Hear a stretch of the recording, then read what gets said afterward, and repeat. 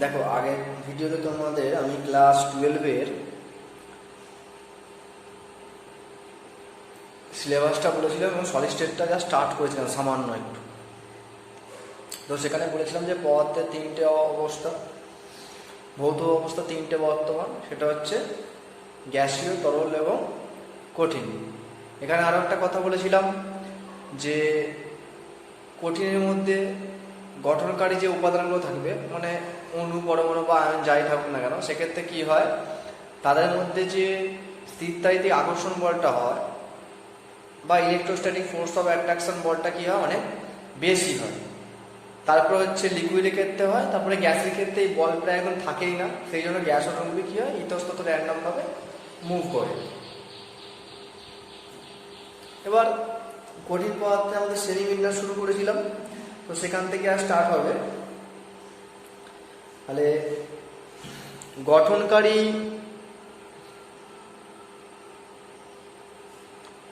কণাগুলির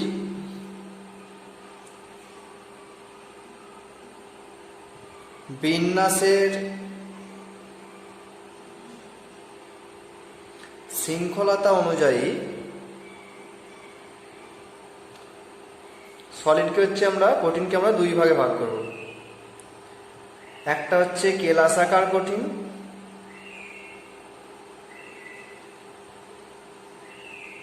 এটা আগের দিনে স্টার্ট করেও ছিলাম, যেটাকে ইংলিশে আমরা বলবো ক্রিস্টালাইন।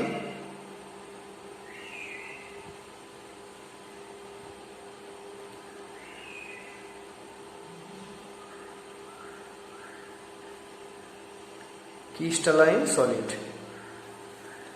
নাম্বার 2 যেটা বলেছিলাম সেটা হচ্ছে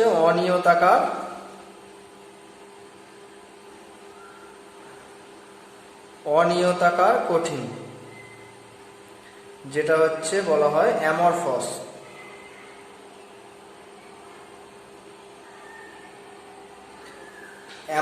সলিড। তো এবার এদের দেখো শ্রেণীবিন্যাসে বলেছে গঠনকারী কণাগুলোর বিন্যাসের শৃঙ্খলতা অনুযায়ী, মানে কিভাবে সজ্জিত আছে, এর দিকে আমরা কিভাবে অ্যারেঞ্জ করব তার ভিত্তিতে হচ্ছে দুরকমভাবে 2 টাইপস ভাগ করা আছে সলিডকে। একটা হচ্ছে ক্রিস্টালাইন সলিড, একটা হচ্ছে অ্যামরফস সলিড, যেটা বাংলা বলছে কেলাসাকার কঠিন এবং হচ্ছে অনিয়তাকার কঠিন। তো এবার কেলাসাকার কঠিনটা জানতে হবে, তোমাদের বইতে সংজ্ঞাটা আছে, যেহেতু এখানে সময়টা কম, তো সংজ্ঞাটা আমি জাস্ট মুখে বলে দিচ্ছি কেমন। যেসব কঠিন পদার্থ আকার এবং গলনাঙ্কটা নির্দিষ্ট, গলনাঙ্ক নির্দিষ্ট মানে একটা নির্দিষ্ট ফিক্সড টেম্পারেচার থাকবে সেই পার্টিকেলটার ক্ষেত্রে, সেই উষ্ণতাতে সলিডটা কি হবে, গলতে শুরু করবে। এবং গঠনকারী যে কণাগুলো থাকবে, অণু, পরমাণু বা আয়ন, তারা হচ্ছে সুনির্দিষ্ট এবং সুশৃঙ্খলভাবে বহু দূর পর্যন্ত বিস্তৃত। ঠিক আছে, সেক্ষেত্রে সেইগুলোকে আমরা বলবো ক্লাসাকার কঠিন। তাহলে ক্লাসাকার কঠিনের 3টে পয়েন্ট হলে মনে রাখতে হবে। এদের আকারটা আর গলনাঙ্কটা হচ্ছে সুনির্দিষ্ট, গঠনকারী কণাগুলি অর্থাৎ অণু, পরমাণু, আয়নগুলো হচ্ছে সুনির্দিষ্ট এবং সুশৃঙ্খলভাবে বিন্যস্ত থাকে। এই বিন্যাসের শৃঙ্খলটা মানে অ্যারেঞ্জমেন্টটা এমনভাবে দিকে অ্যারেঞ্জ করা থাকে, শৃঙ্খলটা লং বহুদূর পর্যন্ত বিস্তৃত থাকে। সাপোজ ধরো এরকমভাবে কতগুলো অ্যারেঞ্জমেন্ট থাকে, যেটা অনেক লং চেন হিসাবে অনেক দূর পর্যন্ত বিস্তৃত থাকে। এই ধরনের সলিডকে আমরা বলবো হচ্ছে কেলাসাকার কঠিন। উদাহরণ NaCl, sodium chloride, KCl, potassium chloride, sucrose,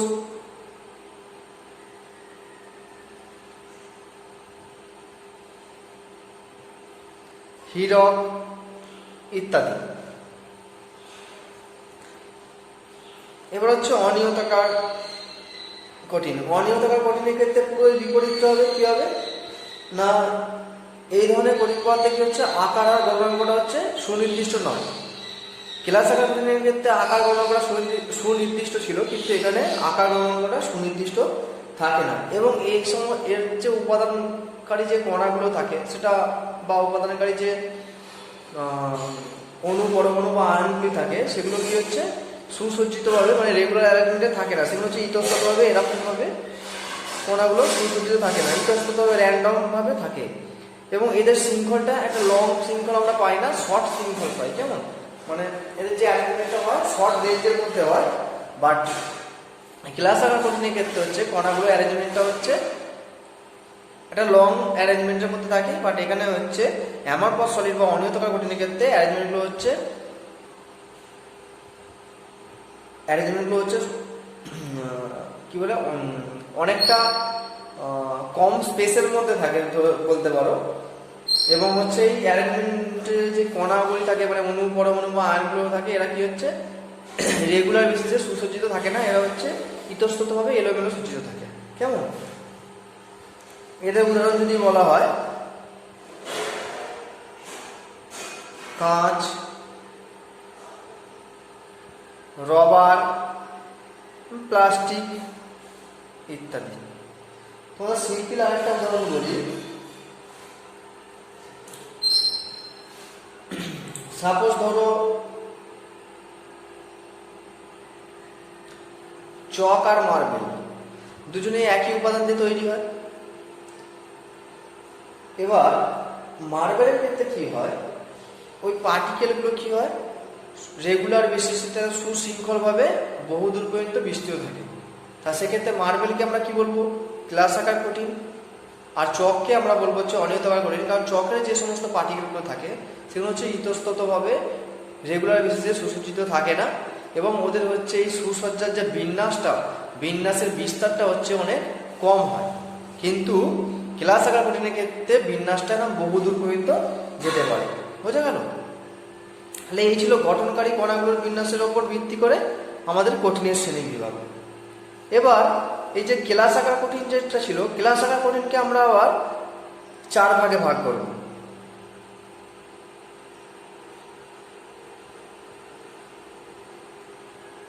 class আকার কঠিন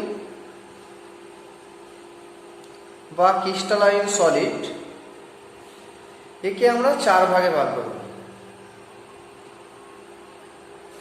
একটা হচ্ছে আণবিক ক্লাস আকার,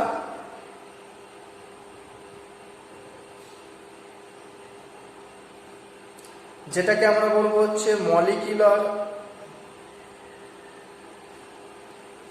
ক্রিস্টালাইন। 2 হচ্ছে আয়নীয়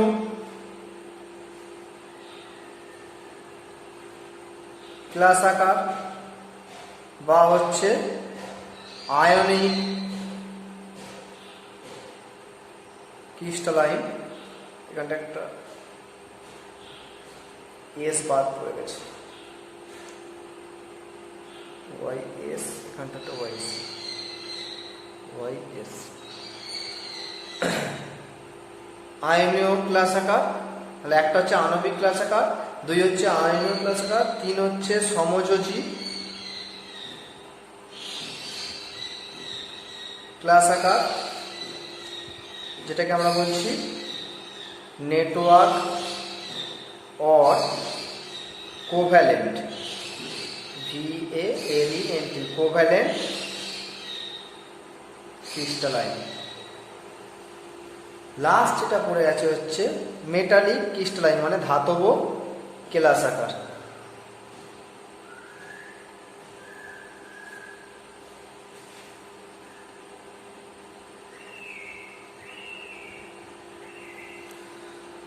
তাহলে ক্রিস্টালাইন সলিড বা ক্লাস আকার কঠিনকে আমরা ক ভাগে ভাগ করলাম? 4 ভাগে।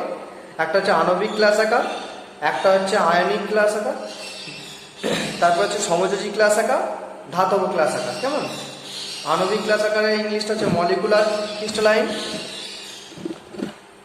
আয়নীয় ক্লাস আকারের হচ্ছে আয়নিক ক্রিস্টালাইন, সমযোজী ক্লাস আকারের হচ্ছে নেটওয়ার্ক বা কোভ্যালেন্ট ক্রিস্টালাইন, এবং ধাতব ক্লাস আকার হচ্ছে মেটালিক ক্রিস্টালাইন। কেমন? এই আণবিক ক্লাস আকারকে আবার 3 ভাগে ভাগ করা হয়। কেমন?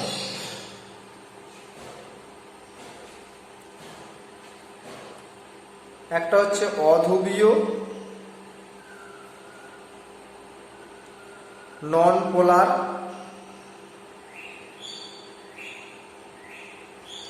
ধ্রুবীয় বা পোলার হচ্ছে হাইড্রোজেন বন্ধনযুক্ত। Hydrogen bonded. তাহলে আরেকবার বলি, তাহলে প্রথমে হচ্ছে শৃঙ্খল গঠনকারী কণাগুলির বিন্যাসের উপর ভিত্তি করে সলিডকে দুভাগে ভাগ করা হয়েছিল। একটা হচ্ছে গ্লাস আকার সলিড, যেটাকে আমরা বলছি ক্রিস্টালাইন সলিড, আর একটা হচ্ছে অনিয়তাকার কঠিন বা অ্যামরফাস সলিড। ক্রিস্টালাইন সলিড বা গ্লাস আকার কঠিনকে আমরা 4 ভাগে ভাগ করা ছিল: আণবিক গ্লাস আকার বা মলিকুলার ক্রিস্টালাইন, আয়নীয় গ্লাস আকার বা আয়নীয় ক্রিস্টালাইন, সমযোজী গ্লাস আকার বা নেটওয়ার্ক বা কোভ্যালেন্ট ক্রিস্টালাইন, এবং হচ্ছে ধাতব গ্লাস আকার বা মেটালিক ক্রিস্টালাইন। মলিকুলার ক্রিস্টালাইনকে 3 ভাগে ভাগ করা হয়েছে: অধ্রুবীয় বা নন পোলার, ধ্রুবীয় বা পোলার, এবং হচ্ছে হাইড্রোজেন বন্ধনযুক্ত বা হাইড্রোজেন বন্ডেড। কেমন? পরবর্তী প্রশ্নটা তোমরা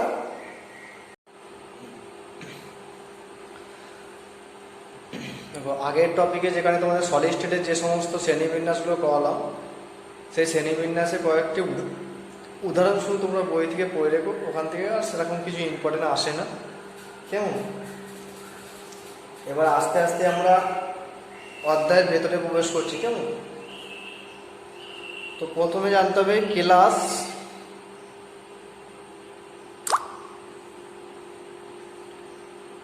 বা ক্রিস্টালস।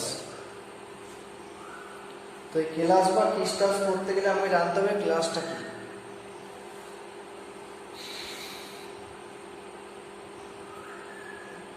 ক্লাসের সংজ্ঞাটা যদি দেখতে হো,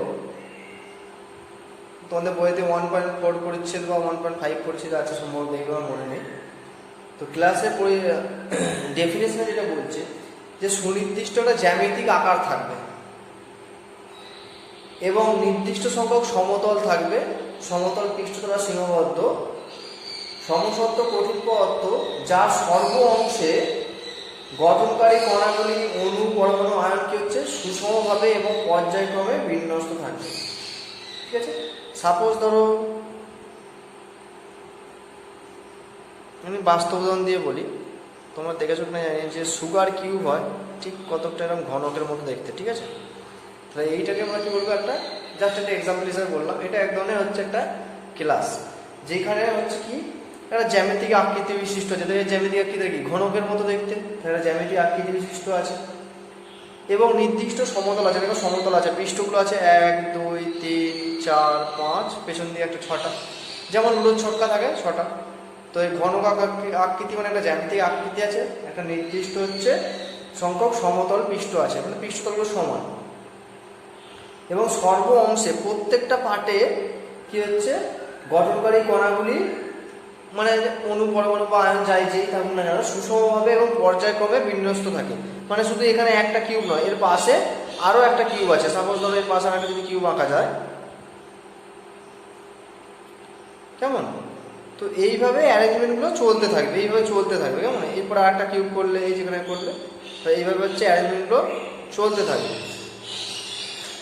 তো যাই হোক, এই লাস্টের কিউবটা ভালোভাবে আঁকা হয়নি। তো এইভাবে অ্যারেঞ্জমেন্ট চলতে থাকে। কী বললাম? ক্লাস কাকে বলে? না সুনির্দিষ্ট জ্যামিতিক আকার বিশিষ্ট, নির্দিষ্ট সংখ্যক সমতল পৃষ্ঠ দ্বারা সীমাবদ্ধ, সমসত্ব কঠিন পদার্থ যাদের সর্ব অংশেতে কি হচ্ছে গঠনকারী কণাগুলি অণু পরমাণু বা আয়ন যেই থাকুক সুষমভাবে এবং পর্যায়ক্রমে বিন্যস্ত থাকবে। ঠিক আছে? তো এই ক্লাসের কতগুলি জ্যামিতিক আকার সম্বন্ধে আমাদের পড়তে হবে। হ্যাঁ,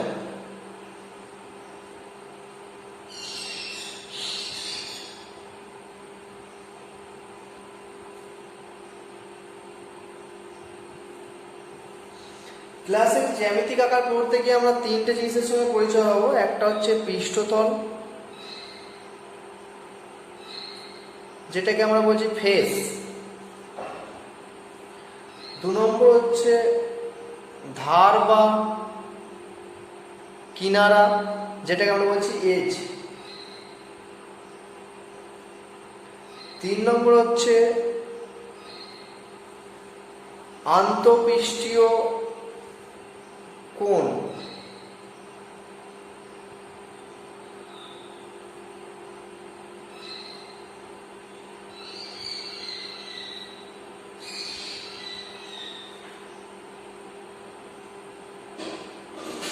ইন্টারফেসিয়াল অ্যাঙ্গেল। এই 3টি হিসেবে আমরা জানতে হবে, সেটা আমরা আঁকার মাধ্যমে জানবো। কেমন? প্রথমে একটা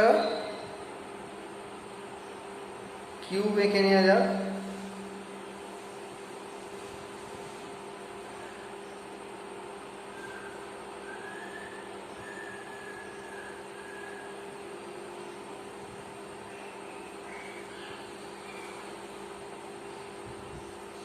একটা কিউব এরকম ভাবে রেগুলার বেসিসে হচ্ছে, এরকম ভাবে অনেকগুলো কিউব একসঙ্গে সুসজ্জিত ভাবে আছে। একটা হচ্ছে ক্লাস, যে কোনো একটা ধরো এটা সাপোজ চিনির একটা ক্লাস, কেমন? তো এখানেতে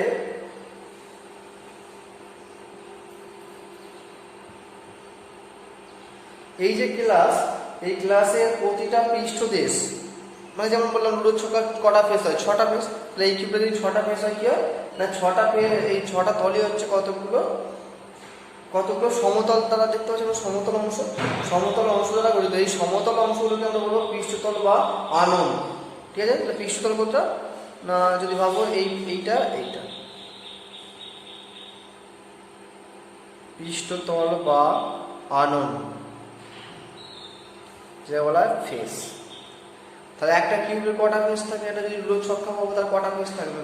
তোমরা তার 6টা ফেস পাবে। আচ্ছা, এরপরে আসছি ধার বা কিনারা।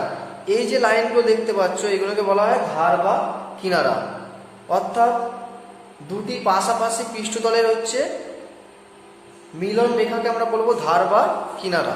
দুটো পাশাপাশি যে পৃষ্ঠতল আছে, এই একটা পৃষ্ঠ, ধরো এই ওপর দিকে পৃষ্ঠটা, আর এই একটা পৃষ্ঠ, যেমন ঠিক রাইট চিহ্ন আছে, এই একটা পৃষ্ঠ, এই একটা পৃষ্ঠ, এই দুটো পৃষ্ঠ হচ্ছে কি মিলন রেখাটাকে বলা হচ্ছে। সোজা কথা, দুটো পৃষ্ঠের যদি এটা কমন বাহু ভাবতে পারো এটাকে, তাহলে কমন বাহু হচ্ছে, সেটাকে আমরা বলবো ধার বা কিনারা, ঠিক আছে? তাহলে লুডোর ছক্কাতে যদি ভাবো এরকম কটা ধার বা কিনারা থাকে, 1 2 3 4, নিচের দিকে 4টে, 4 4 8টা, এদিকে একটা 9টা 10টা, ওইদিকে একটা 11টা 12টা, ঠিক আছে? ধার বা কিনারা কাকে বললাম? দুটি পাশাপাশি পৃষ্ঠতলের মিলন রেখাকে বলা হচ্ছে ধার বা কিনারা। এরকম কটা থাকে লুডোর ছক্কায় যদি হিসাব করো? 12টা থাকে। ফেস কটা থাকে? ফেস বা পৃষ্ঠতল কটা থাকে?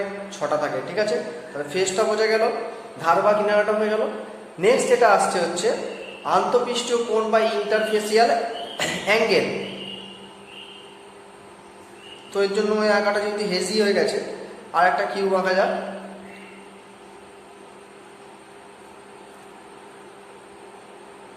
তাহলে এই যে কিউবটা দেখতে পাচ্ছ, এই কিউবের যদি এই কোণটার কথা কল্পনা করো, একটা হচ্ছে এটা কি বলেছি, এটাকে বলেছি হচ্ছে ধার বা কিনারা, এটাও একটা ধার বা কিনারা, এটা একটা ধার বা কিনারা। তাহলে এই ধার বা কিনারাটা অ্যাজিউম করছি যে এক্স অক্ষ বরাবর আছে, এইটা ধরো ওয়াই অক্ষ বরাবর আছে, এটা হচ্ছে ধরো জেড অক্ষ বরাবর আছে, সোজা কথা 3D-তে আছে। তাহলে এই দুটো যে পৃষ্ঠতল, এই একটা পৃষ্ঠতল, এই একটা পৃষ্ঠতল, এই পৃষ্ঠতলের মধ্যবর্তী কোণটাকে আমরা কি বলবো? আন্তঃপৃষ্ঠীয় কোণ।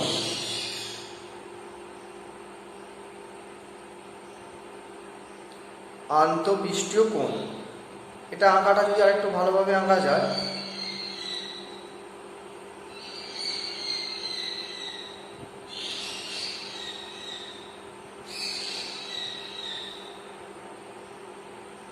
দেখো এই যে এখানটা যে কোণটা আছে, এটাও একটা আন্তঃপৃষ্ঠ কোণ, এটাও একটা আন্তঃপৃষ্ঠ কোণ, মানে দুটো ফেসের দুটো পৃষ্ঠ, ফেস মানে হচ্ছে তোমার পৃষ্ঠতল, দুটো পৃষ্ঠতলে হচ্ছে মধ্যবর্তী কোণকে হচ্ছে আমরা বলবো হচ্ছে আন্তঃপৃষ্ঠ কোণ বা ইন্টারফেসিয়াল অ্যাঙ্গেল, ঠিক আছে? এবং সেটা কীভাবে পাবো আমরা? 3 ডাইমেনশনে পাবো, ত্রিমাত্রিক তলে পাবো। একটা এক্স অক্ষ বরাবর থাকবে, একটা ওয়াই অক্ষ বরাবর থাকবে, একটা থাকবে হচ্ছে জেড অক্ষ বরাবর, কেমন? তো পরের দিন আমরা ক্লাস হলো আর ল্যাটিস পয়েন্টার শিখবো, এবং সেখান থেকে হচ্ছে বিভিন্ন ধরনের একক কোষ আসবে, তাদের বৈশিষ্ট্য। এবার আস্তে আস্তে একটু কঠিনের দিকে যাবো। হ্যাঁ, তোমরা আপাতত এগুলো পড়তে থাকো।